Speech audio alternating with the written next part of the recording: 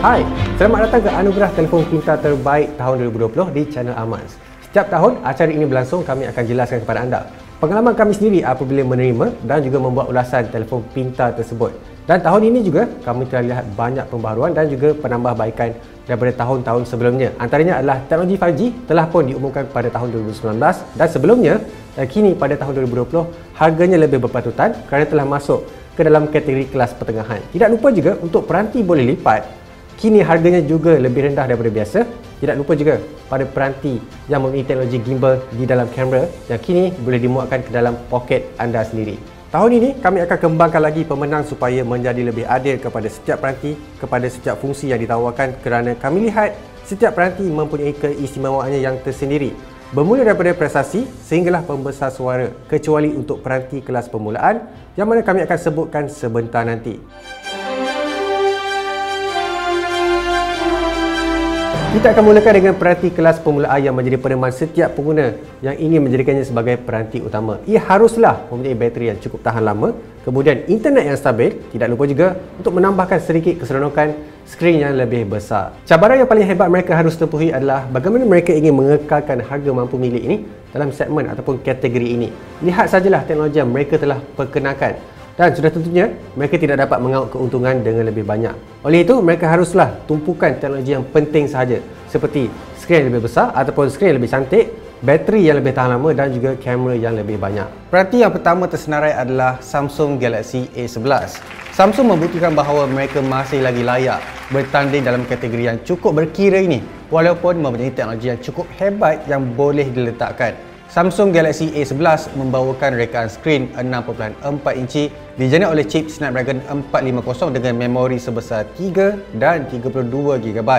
Kamera lensa iaitu 13 megapiksel utama, 5 megapiksel ultra lebar dan 2 lagi megapiksel adalah untuk portrait ataupun kedalaman. Sistem operasi One UI yang akan memberikan pengalaman yang mengasyikkan hampir sama seperti kelas mercu mereka, dan sudah tentunya bateri yang besar akan sentiasa menjadi fokus utama untuk kelas permulaan mereka. Peranti kedua tersenarai adalah Oppo A53.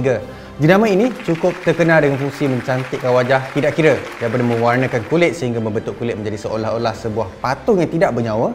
Oppo A53 menjadi pilihan kerana seimbang dari sudut penawaran segala aspek, seperti 3 kamera utama bermula dengan 13 megapiksel sudut lebar, 2 megapiksel makro dan 2 megapiksel lagi adalah untuk portrait. Dari segi penilaian kualiti tidak dapat dinafikan lagi. Jenama ini dapat memuaskan ramai pihak, terutamanya wanita yang sukakan fungsi kecantikan tersedia. Dengan sensor 16 megapiksel hadapan yang paling tinggi antara yang tercalon, dijana chip Snapdragon 460 dengan memori 4 dan 64GB storan dalaman. Tambah lagi, kadar segar semula skrin sehingga 90Hz menambahkan lagi keseronokan menggunakan peranti dalam jangka masa yang lama. Peranti terakhir tersenarai adalah Realme C17. Mula-mula kami rasakan peranti ini agak sedikit mahal. Namun, lihat kembali spesifikasi yang ditawarkan, kami tidak lagi toleh ke belakang. Antara sebabnya adalah skrin yang ditawarkan 90Hz dengan teknologi LCD. Cukup terang dan sangat-sangat baik. Sistem operasi yang kami rasakan cukup kemas. Realme UI yang berasaskan Android 10, tambahan lagi memori yang tinggi iaitu 6GB RAM dan 256GB storan dalaman. Tidak dinafikan juga, kamera membawakan 4 lensa berbeza dengan sensor 13 megapiksel utama, 8 megapiksel ultra lebar dan sensor berkembar, 2 megapiksel makro dan juga portrait. Sudah semestinya dapat bertahan sehari tanpa masalah dengan bateri 5000 mAh.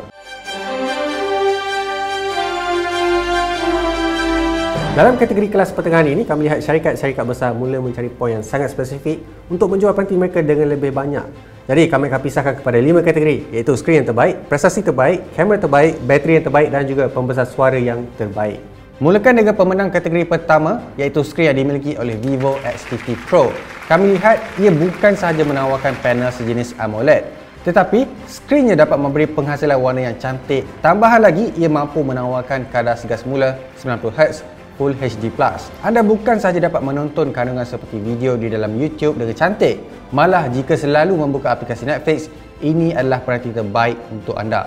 Tambahan lagi, prestasi peranti ini tidak kurang hebatnya kerana dijana oleh chip Snapdragon 765G menjadi tarikan untuk seseorang yang mahukan prestasi tinggi seperti jenama ini. Kategori kedua adalah prestasi. Bahagian prestasi sememangnya menjadi tumpuan walaupun dalam kategori kelas pertengahan.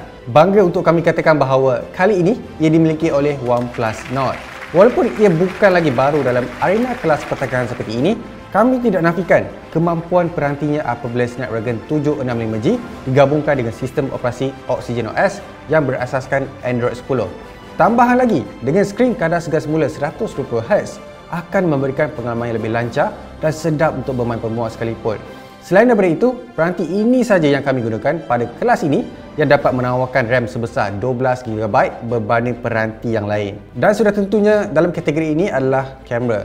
Pertama sekali, perlu kami beritahu bahawa ini bukan mudah untuk kami putuskan kerana setiap individu memiliki keutamaannya yang tersendiri. Terutamanya apabila kelas ini sudah menjadi semakin hangat berebut tahta sensor sehingga 108MP.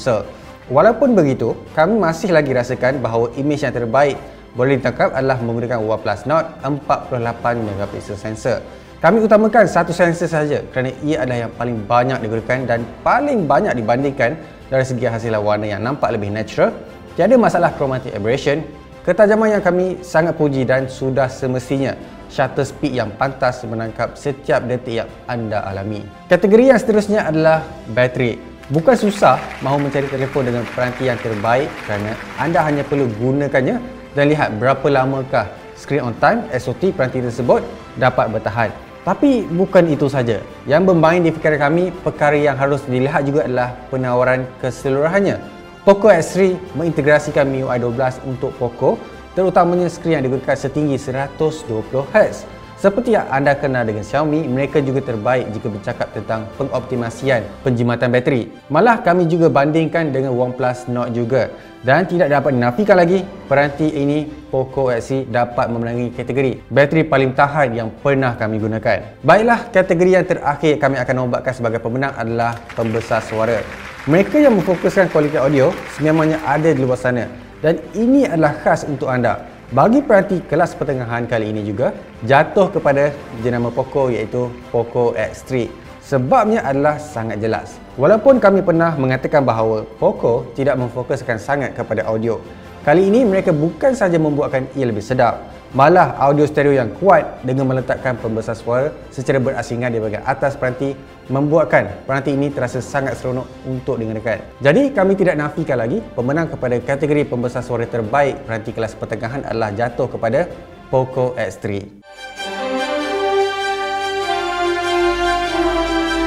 Saat yang dinanti-nantikan telah pun tiba di mana semua jenama besar ini cuba untuk membuat telefon yang terbaik dan juga tercanggih yang mereka dapat hasilkan dengan teknologi yang baru. Jadi ini adalah pemenang kepada telefon kelas mercu kali ini. Kami akan teruskan dengan telefon mempunyai prestasi terbaik jatuh kepada iPhone 12 Pro Max yang menggunakan chip pemproses Apple A14 Bionic. Tahun demi tahun, capaian markah mereka menjadi semakin tinggi di dalam penanda aras terkemuka seperti Geekbench dan juga Antutu. Bukan itu saja, ia telah pun menambat hati kami apabila menggunakan sistem operasi iOS 14 yang sangat lancar dan memainkan pemuas yang cukup cantik dengan grafik yang ditawarkan serta FPS yang cukup konsisten. Seterusnya dalam kategori skrin pula adalah sedikit sukar di mana ia perlulah mempunyai resolusi tinggi, penawaran HDR, warna yang lebih tepat dan sesuai untuk pelbagai jenis penggunaan. Kategori ini jatuh kepada Sony Xperia 1 Mark II dan skrinnya dipanggil CineWide 21:9 6.5 inches 4K HDR OLED display. Pemilihan ini bukan saja hanya berdasarkan spesifikasi peranti Sony yang menawarkan warna BT2020 yang tiada di pasaran luar sana. Malah ia telah ditala mengikut industri perfilman setaraf dengan TV Sony Bravia dan telah membuat kolaborasi bersama Netflix agar dapat mendapat pengalaman melihat warna sebagaimana TV dan monitor profesional dapat berikan. Kategori yang sangat dinanti-nantikan dalam anugerah kali ini adalah kamera. Pada slot kali ini terjadi sedikit perdebatan di mana konflik antara dua peranti kamera terbaik adalah Huawei P40 Pro dan juga Samsung Galaxy Note 20 Ultra, di mana kedua-dua peranti ini sangat memfokuskan kepada ketajaman, warna dan juga pada masa yang sama sedia untuk dipost ke sosial media tanpa perlu mengedit gambar.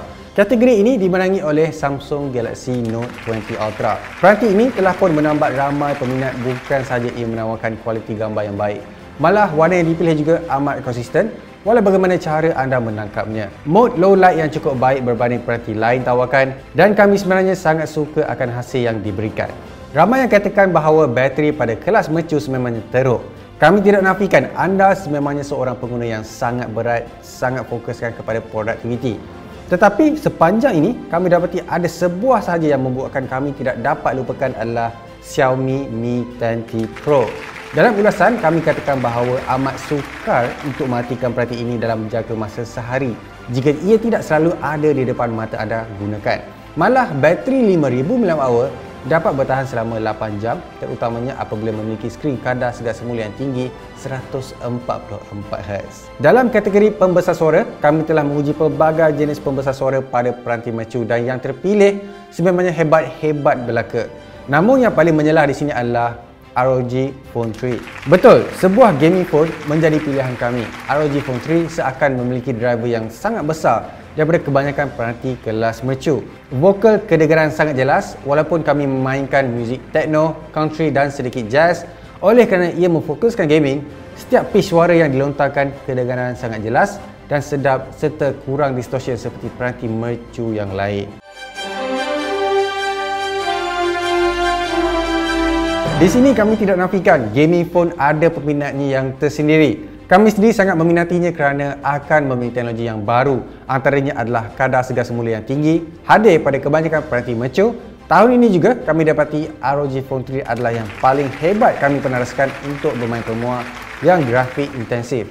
Walaupun terasa sedikit panas apabila menggunakannya, mereka turut menawarkan kipas dalam kotak untuk anda bermain dengan lebih lama. Tambahan lagi, jenama ini sahaja yang memiliki sokongan aplikasi permuah terbanyak, menyokong kadar segar semula tinggi tidak kira daripada 60 fps sehinggalah 144 fps. Inovasi merupakan satu perubahan yang sangat penting di mana kami lihat ia akan setkan trend pada tahun 2021. Pada tahun ini kami telah menjumpai satu peranti tersebut dan pemilihan ini berdasarkan penawarannya di negara luar seperti China. Dan peranti tersebut adalah ZTE Axon 20 5G. Peranti ini walaupun tidak memasuki ke pasaran Malaysia tetapi ia tetap dijual di pasaran China. Dan kami tidak begitu menghadkan pemilihan berdasarkan keluaran di Malaysia sahaja. Dan anda akan melihat teknologi ini sepanjang tahun akan datang. Bermula daripada takuk yang besar kepada yang lebih kecil, teknologi bermotor pop naik dan bermacam lagi. Ini boleh dikatakan satu penyelesaian yang dinanti-nantikan setelah sekian lama kami nantikan inovasi kepada skrin dan juga teknologi kamera bagi membolehkan imej yang terhasil tidak diganggu daripada kecerahan skrin. Kami yakin dalam jangka masa tahun ini juga teknologi ini akan terus diperbaiki sehingga sampai kepada satu tahap keperluan bagi setiap jenama perlu menyertakannya. Kami di Amas mengucapkan tahniah kepada setiap pemenang dalam kategori yang kami telah sebutkan sebentar tadi dan harapkan kualiti di masa akan datang dan juga inovasi dipertingkat. Jangan lupa bermula daripada skrin sampailah kepada chip perprosesan supaya pengguna dapat membuat keputusan dengan lebih bijak. Jadi kami di Amas mengucapkan selamat tahun baru dan juga jumpa anda tahun hadapan 2021.